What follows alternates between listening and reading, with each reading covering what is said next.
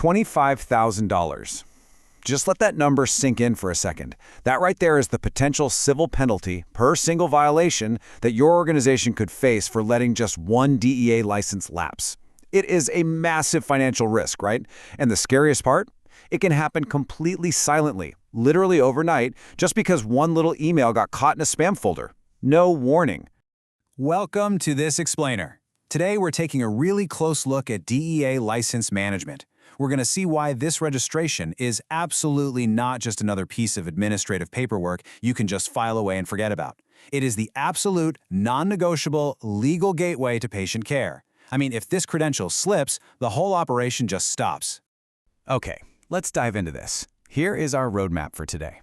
We'll start with what is a DEA license. Then we'll cover the cost of expiration, followed by the multi-location trap. After that, we'll walk through the step-by-step renewal process, and finally, we'll wrap up with automating compliance. So, kicking things off with Section 1, what exactly is a DEA license? Let's look at the legal gateway. A DEA license is officially known as a DEA Controlled Substances Registration.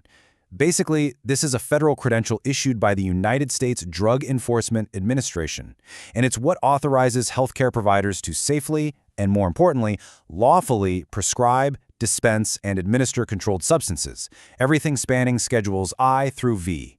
But here's a really key detail you've got to remember. The federal and state systems work closely together here. A practitioner absolutely must hold a valid state medical license first, before they can even think about applying for this federal registration. And this requirement? It covers an incredibly broad ecosystem. We're talking about physicians, dentists, and veterinarians. We're also talking about mid-level practitioners, like nurse practitioners and PAs, assuming their state allows it, of course. It even includes pharmacies, hospitals, researchers, all the way up the chain to manufacturers and distributors.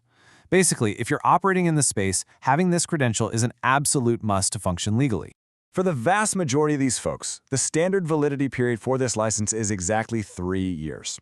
Now, there is one major exception to keep in mind, and that's for researchers working with Schedule I substances. They actually require an annual renewal. But for your standard practitioners, you're generally looking at a 36-month cycle. Now, obtaining or renewing this license, it is neither cheap nor instantaneous. Depending on your specific registration type, the fees can range anywhere from $731 up to well over $3,000. And critically, the processing takes about 4 to 6 weeks from the time a complete application is submitted. So, this requires some really careful planning, especially when you've got new hires you need to hit the ground running.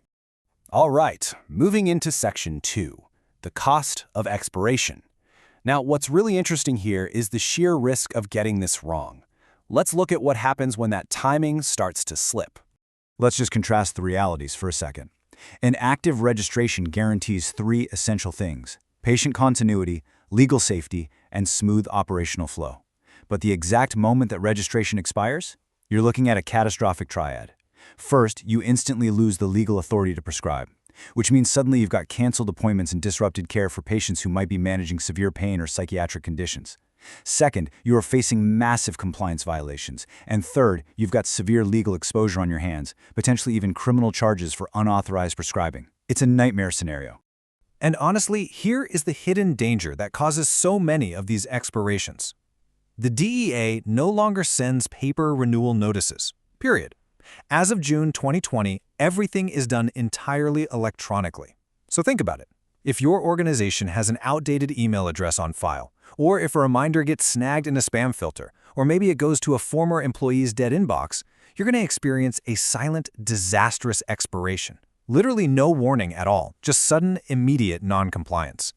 Which perfectly segues into Section 3, the multi-location compliance trap. This is a huge hidden danger, and it's one of the most misunderstood aspects of DEA regulations that constantly catches expanding health networks completely off guard. Actually, let me ask you directly just to test your knowledge on this for a second. If a practitioner works across a few different facilities, do you think they need a separate registration for each state or location? What's your gut say? Well, the answer is a resounding yes. I know it's a highly counterintuitive reality for a lot of people, but federal regulations mandate a separate license for every single principal place of business where controlled substances are physically stored or dispensed. Think about that. If a physician practices across 3 different states or stores drugs in 3 different clinics, they absolutely need 3 separate DEA registrations. And yes, that means they all come with their own hefty fees and their own unique expiration dates. And to build on that complexity even further, these registrations are tied strictly to specific drug schedules. They range from Schedule I, which has no accepted medical use, like LSD, all the way down to Schedule V, which is your lowest risk category. Because the vast majority of practitioners cover Schedules 2 through 5, ensuring that you have the exact correct schedule for every single provider at every single location, well, it becomes a massive credentialing burden for your compliance officers. It's like a giant puzzle. Okay, deep breath. Let's move to Section 4, the step-by-step renewal process. Let's relieve some of that tension and look at how we actually stay ahead of expiration with a really manageable solution. Here is your crucial 5-step defense plan. First, you want to start monitoring about 60 to 90 days out. Next, verify everything.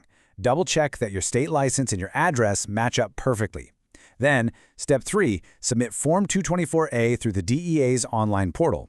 From there, you just need to confirm your automatic extension, and finally, securely save the new certificate. I can't stress this enough. Starting early is literally everything here. So, the crucial point here is the 45-day rule. Under 21 CFR 1301.36I, if you submit your renewal application at least 45 days before your registration expires, your existing registration is automatically extended. This is a total game changer because it guarantees that even if the DEA takes way longer than expected to process your renewal, you can just keep on prescribing without missing a single beat. Which brings us to our final part, Section 5, automating your compliance tracking. Given those super strict timelines we just talked about and the massive liabilities on the line, trying to track all of this manually on a spreadsheet, yeah, it's just a recipe for disaster. We need to bulletproof the process. To safely manage these renewals, you really need tiered, automated reminder intervals. Trust me, one single alert is never, ever enough. The ideal sequence starts at 90 days out, just to prompt some early action. If nothing happens, boom, you hit them again at 60. Then again at 45 to secure that precious extension window. Now, if it drops to 15 or heaven forbid 5 days, those alerts must immediately escalate to supervisors for urgent, drop-everything intervention. And this brilliantly illustrates exactly why purpose-built software is rapidly replacing those risky manual spreadsheets. Platforms like Remindax, for example, give you a centralized dashboard so you can see every single license right at a glance. It delivers those automated tiered alerts we just outlined. Plus, it seamlessly handles all that complexity of multi-location support. It generates audit-ready reports instantly, and it provides highly secure document storage for the certificates themselves. It's the whole shebang. By automating this tracking, you realize some truly incredible benefits. You get constant compliance assurance, for one, and massive risk mitigation against those terrifying $25,000 fines. More than that, you ensure completely uninterrupted patient care. You are instantly ready for any accreditation audit that comes your way. And, super importantly, you are protecting the individual practitioner's career and their credibility. Which leaves us with this final critical question for you to evaluate today. When it comes to the absolute legal gateway to your patient care and your operations, is your organization relying on a fragile spreadsheet or a foolproof system? Because managing DEA registrations requires consistent, proactive attention. Don't let a totally avoidable administrative lapse put your entire operation at risk. Thanks so much for joining me on this explainer, and I will see you next time.